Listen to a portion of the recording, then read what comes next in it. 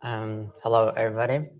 My name is Denis, and obviously, I'm working at Arista Networks, and we are hiring. And you are all welcome to work with us. Today, I'm going to talk about Variadic templates and FoldExpressions. Fold in and fold in, such and such, and 3 periods. And these 3 periods is going to be the topic of our talk. Before I start the presentation, I need to say that what I expect from you to know to understand this presentation in full. So you should be familiar with templates in general and metaprogramming. And ideally, you would have to once take a look at Boost library, for instance. And also, you should have used recursion and template specialization. You should know what is partial specialization and why would you use it. Have seen a Lambda once, and perfectly you would write a Lambda freely.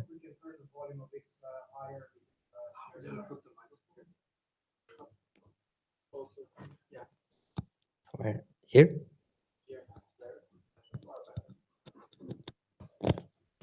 1, 2, 3. Better. Okay.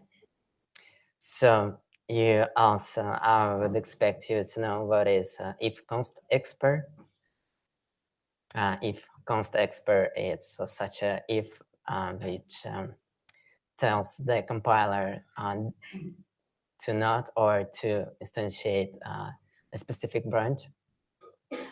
And this way you can replace Sphinai method of metaprogramming with a more readable way. And you should have open heart to C++ and taste VDD, which is vodka-driven development.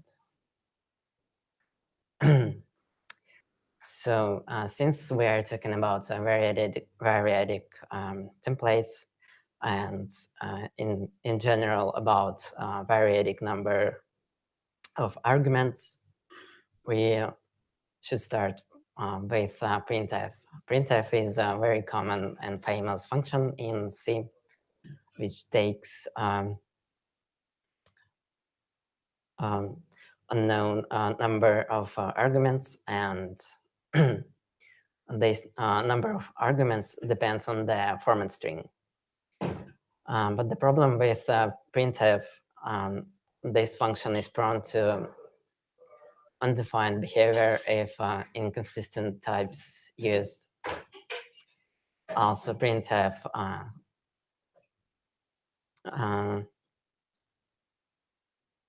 erase type information. So in the implementation of printf, we don't know the exact type of argument that has been passed. And the compiler might not be able to optimize it. It's very hard to customize if you want to print your object. There are security issues, but printf has very simple and nice syntax. In C++, iostreams. In C++, we got iostreams. They live in iostream header file. You can print anything using std_cout, using the stream operator. And if you want to to add custom types, you just need to overload the stream operator. So as I said, no loss of type information. It's type safe. The compiler has more freedom to apply optimizations. So it means that the implementation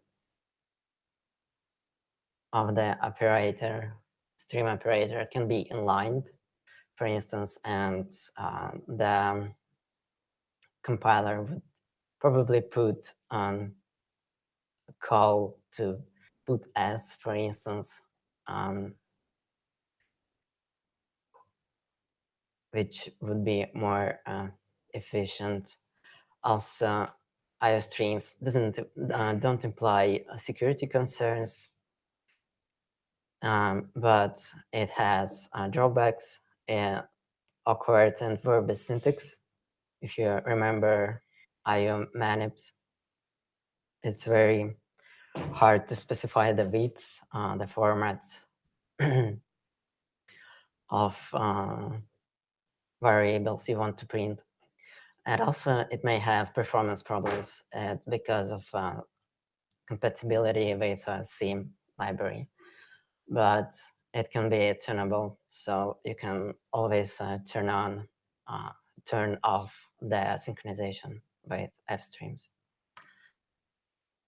So let's imagine if we want to have both, if we want to have the best of both, we might want to enjoy Printf's format string and IOStreams type safety, or we maintain legacy code and we want to catch all cases that lead to undefined behavior, or we want to slow down compilation time to have time for side projects. So let's start with a simple Variadic template. Variadic templates is a way to preserve type information. So I believe this syntax is very familiar to you. We can use these three dots to say that this is a parameter pug. Here we take variadic numbers of arguments, and here we unfold them and pass into printf. And then you may ask the question, what's the deal with that? Because simply it doesn't make sense for now. But what if we have a function to validate? So if you see validate,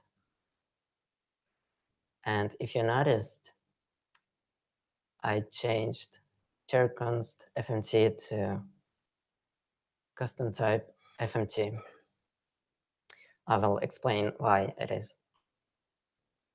So what is fmt and how does validate work? So let's talk about string literals. So as you know, it's very hard to work with strings in compile time because there is no standard way to pass a string into a template. All you can do is to operate with static strings and pointers, which is very inconvenient, and you basically cannot do anything with this. But there are smart guys in committee, and these are two proposals, which are, I hope they will make into a new standard. But so far, we have to use extension in GCC and Clang which implements the first proposal, string literals. And as you know, C++ 11 added a facility to add user-defined literals. So basically, you can define your operator taking a string, which will be divided into characters, and every character will have this type. So it can be white character, or just simple character, and so on. So what is the FMT? Start to read the slide from the bottom.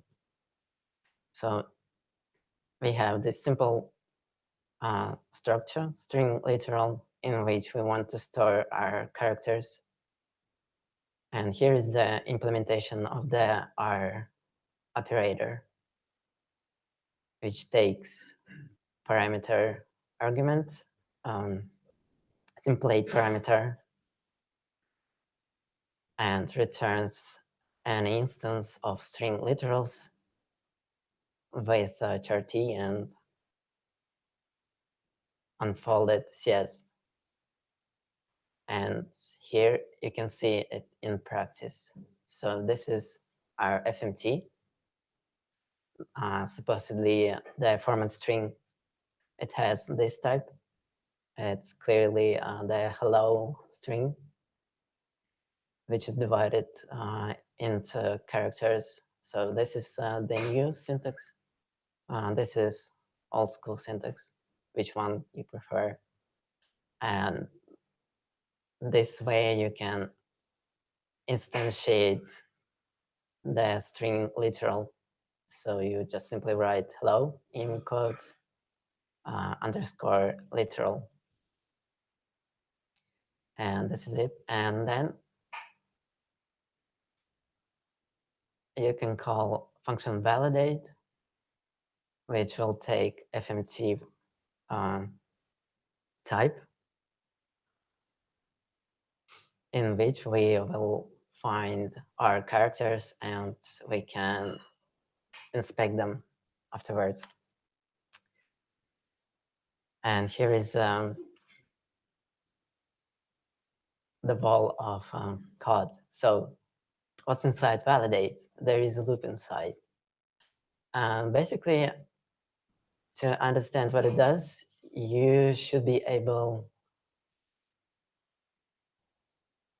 you should know the recursion.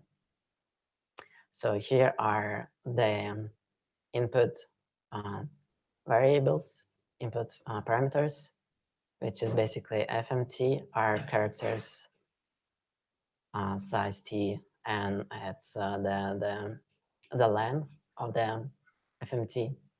FMT is just it designates the current character. Type name args is a tuple of our args arguments that we pass to printf, and args I, it likewise fmti. It's simply a position in our tuple args that we are currently processing. So here we start the loop. When we encounter the percent, we can look at type specifier. So we store it here in this variable, and then we check it. Oops, sorry. If it's %%, then simply we should go further. It's just a %. If it's integer, then we call the function validate integer, which inside contains static assert, and then we move on and call function with the new state. We move on one character in FMT and on one argument, and it all happens until we finish our format string. So let's talk about FoldExpressions. Here is link to the cppreference.com, where you can find very human readable description about them. And I advise you to look at it afterwards. So basically, FoldExpressions, they allows you to write expressions around template parameter procs without having to use recursive templates. So basically, instead of recursion, you can implement the function all using this way, and it looks pretty intuitive. So you take a bunch of arguments here, and then you tell your compiler that I want to use this operator, this binary operator, and I want to unfold it using this parameter proc. You can also specify the zero state, the so-called zero state. If you are familiar with reduce function, you will find it's very similar. On the right side, you can see the implementation of the function which finds average. So basically here we find the sum of our arguments and then divide by number of arguments. And simply you can see all true, false, true will return false because we have false here. And average 1 to 3 will return 2. And yeah. So let's switch to more complex stuff. FoldExpressions, Lambda. You can use lambdas there, and I emphasized with yellow where the lambda is, so you won't lose it in your eyes. So basically, instead of writing a function, a separate function, you can inline it into one string, and it simply works. So here you have specs, which is parameter proc, and here you specify which parameter proc you want to unfold, and the compiler understands that you want to unfold specs, and it will make a bunch of calls of this lambda. And this function, if you already understand what it does, it basically checks if a parsed C character is inside of this set of characters. I use this function to check if, for instance, our type specifier is designates a floating point type. So in this case, D doesn't belong to the set of these characters, so it will return false.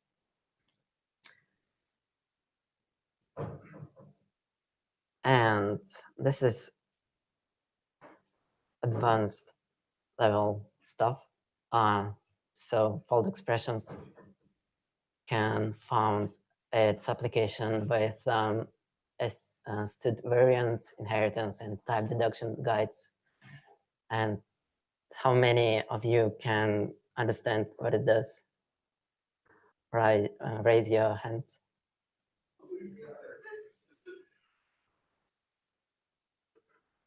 Okay, this is bad. We got a problem. Okay, I'm here to save. So, okay, so basically, I believe you are familiar with the visitor pattern. So basically, you have a data structure which can be any type.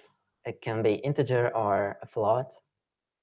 And you have a bunch of functions which has to be called dependent on the on the type, on the input type. So basically, just keep this overload. Just imagine you have two handlers. First one takes integer. The second one takes everything else. And here we declare our variant v, which stores float. Then we call studVisit with our visitor. And in this case, we will print got something. And here's why. And so I don't expect you to read it all, and I advise you to read it afterwards, but a few words can be mentioned about this. So basically, what the standard states that every lambda, the type of lambda is closure type, and every closure type has a public inline function called operator, which is operator parenthesis.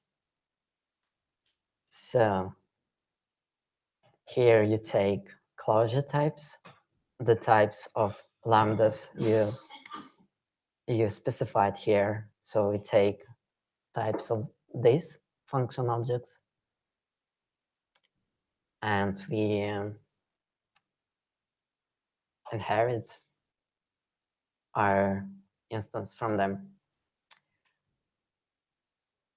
But there is a catch, that when we inherit a bunch of functions from a bunch of overloaded functions from several classes, we will get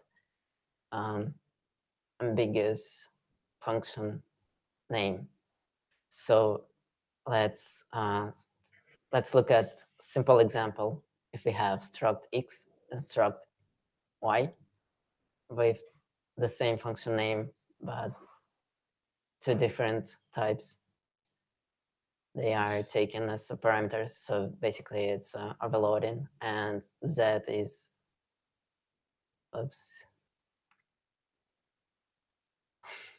z is derived from x and y. Without these two lines, we are not able to call this function. So this is why we should bring those operators into the namespace of overloads. And deduction guide tells the compiler that if he sees something that calls with lambdas, it should replace it with overloads and put their types into as template parameters. So, and before I'm switching to Q&A, I want to show you how it works online.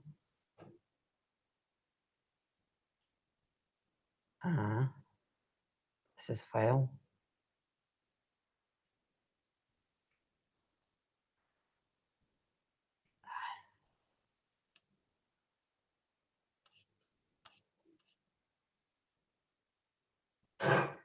This is gonna be very quick. So our lovely God bulb, I believe you know it. You have to use GCC 8.1. Use C++ 17 and use first optimization and turn on concepts. And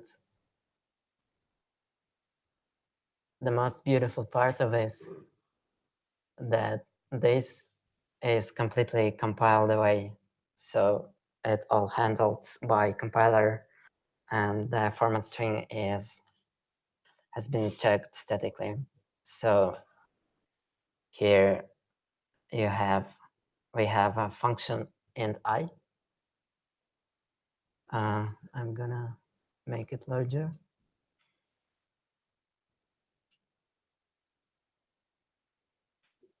I hope everybody can see this. And if we make a mistake, like this one, we will see that there is a problem. And how do I?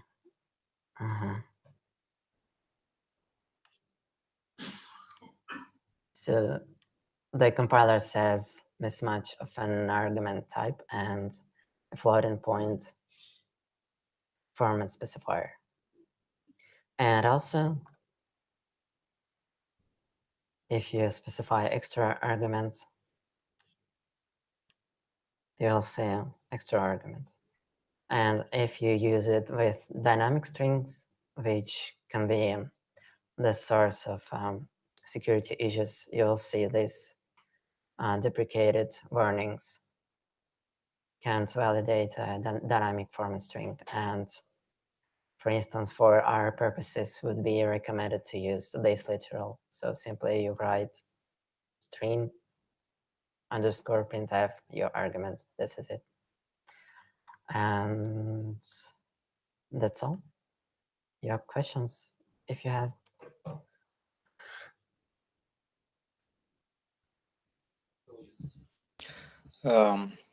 So have you done any experiment measuring the compile time? No. This is a perfect concept to show that domain-specific languages are possible in C++, and I believe it can find its application in adapters over a SQL, for instance, or something like this. Yeah.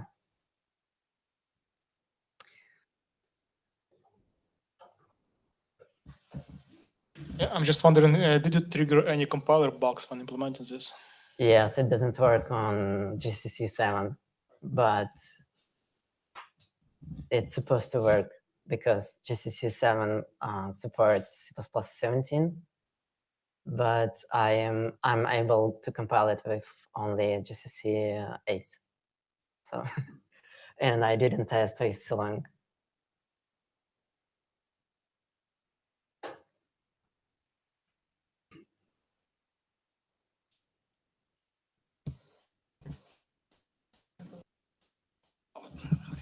I have two questions. The first one is you use this kind of like a fancy structure to develop applications. I'm wondering how often you use this kind of structure, like a fold expressions with lambdas. This one. Yeah, like a similar stuff, like you mentioned the fold expressions, and also you customize the printf. I'm wondering how often you use this kind of language structures. So I didn't really get the question. So you mean how often I use FoldExpressions? No, in your work, I mean, like how often do you use this kind of feature? Well, it's kind of a hard question because the new stuff from the new standard is not really getting adopted fast in companies. So I'm using this in our prototypes in proof of concepts to show that something can be written in more simple manner, or something that has been built before is redundant already and can be replaced with plain C++ in type-safe manner and in more efficient manner. Yeah. Also, another question related to this is, how long do you need to debug your code?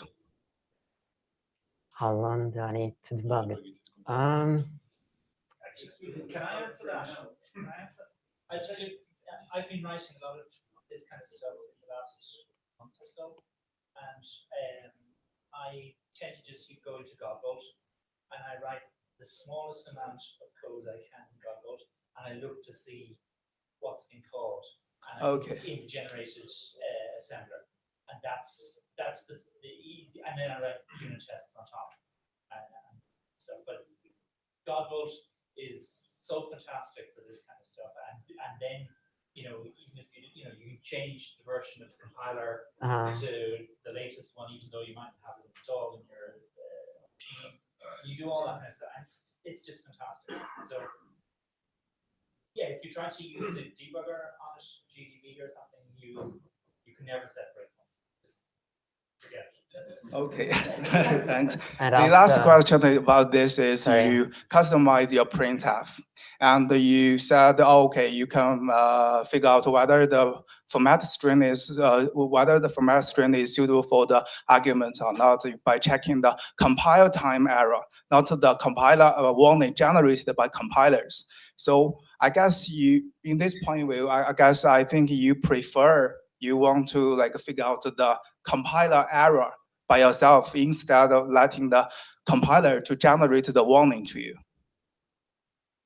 You mean that GCC... The last example you showed the code and you said, oh, compiler complained that some argument is missing, but that's compiler error. Like it's not like about like say if you giving a printf, you give a format string, you give some arguments. If it doesn't match, compiler will simply issue you a warning saying the arguments is not compatible with the format string. Yeah, I know that GCC provides you this facility to check if your format string is simply complies with your arguments. But this proof of concept shows you that you can implement your own assertments over your format strings. So simply, the thing is, if you implement something like a SQL generator, you are able relatively easily to implement these checks. And also, here is the thing that's customized printf. You can rewrite a bit the format string. And for instance, you also can add a type specifier like a %q, which is known in Lisp world, which signifies any type of object. And in our naive implementation, it can call the stream operator into some buffer and then printf to somewhere or something else. And to add about debugging, I'm very old school guy and I debug with printf or anything else. And also very important thing that the thing why I show this is to understand the details of C++, because if you have problems understanding this, you will have problems with debugging this. And also, you will have problems with making the compiler happy, which is not the way to write code. Yeah, that's it. So just one quick question. I think you probably answered it, but I just want to verify. If you have your validate function is effectively just unfolding all of the template arguments, there's no overhead at all to the at runtime to that verification. No. Right. So it just either ends up in an assert, a compile time assert, or just nothing. There is no runtime validation, and I think it's good because it leads to security issues. Sure, but there's no actual code inserted in the output objects in order to. It's possible. I believe it's possible to play with if const expert and to replace it with simple if. But if const expert guarantees that it will be checked in compile time, so it will require some tricky stuff, probably some duplication of code. No, that sounds good. It's not in my goals. Yeah. Okay, thanks.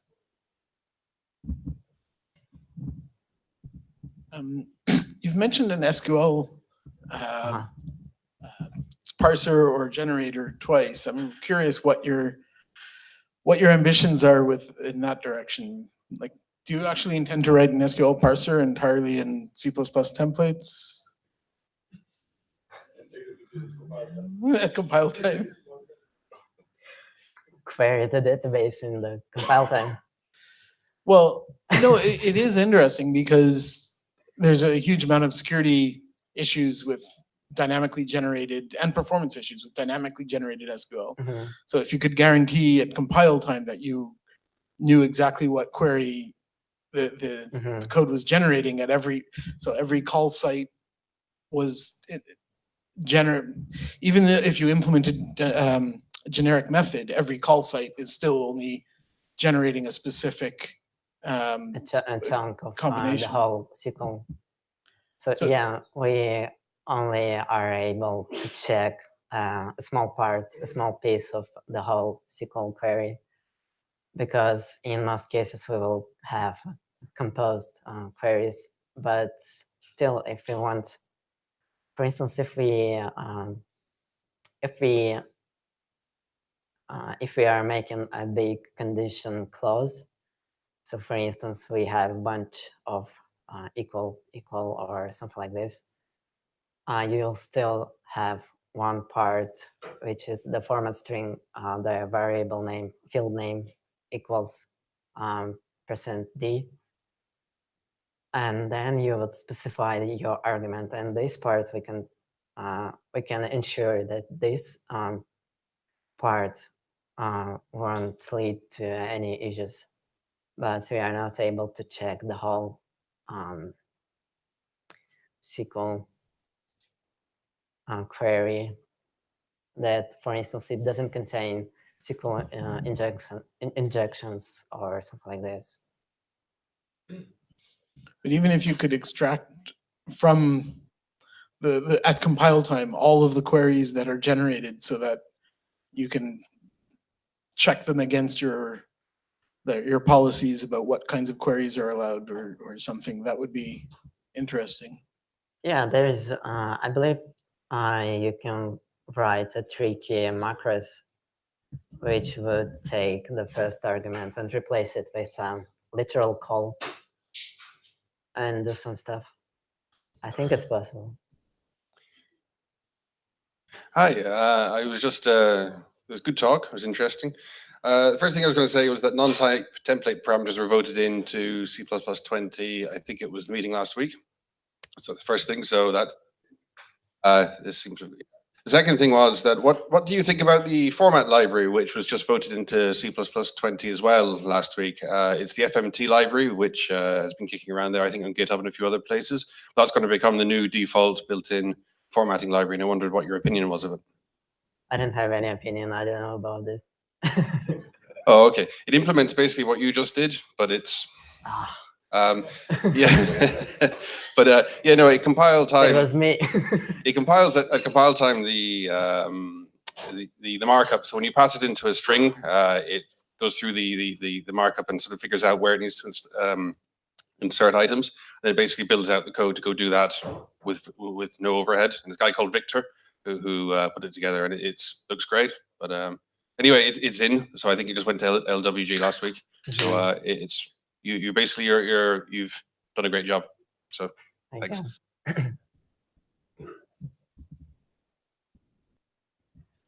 Hi, thanks for the talk. I wanted to ask what happens if we turn off optimization? Can we take a look at the Compiler Explorer? Bad things happen. And I'm being honest. Where is it all?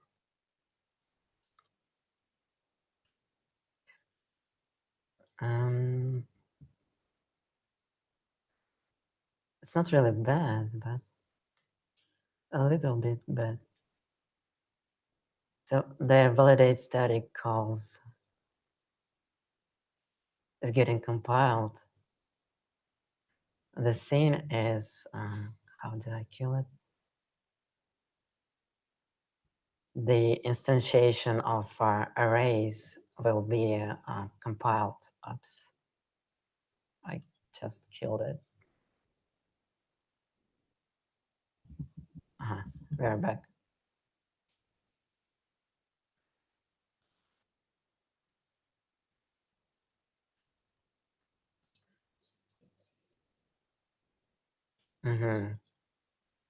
So it looks like many variants of loop template function has been instantiated, and they are all in runtime. Even So when would I get my type error? you will get them, but you will also get the assembly of those functions that are not supposed to even evaluate in runtime. Yeah, I mean, somehow you also have to debug it, maybe. So you have to step through the things which get optimized out. So as you can see, in the case when we validate integer is %d, we're calling validate integer, and it makes into the assembly. So if we scroll it into, it's just simply an empty string, and this function is called from the loop. And inside of this loop, even this function is compiled into some assembly, which already pre-calculated the result. So it's a bit trashy, I'd say. But still, you will have static checks. So if you make a mistake, it doesn't compile. Okay, thanks. Okay, so I think we're out of time for questions. And we can chat that afterwards. So we're going to move on to the next presentation, or if you want.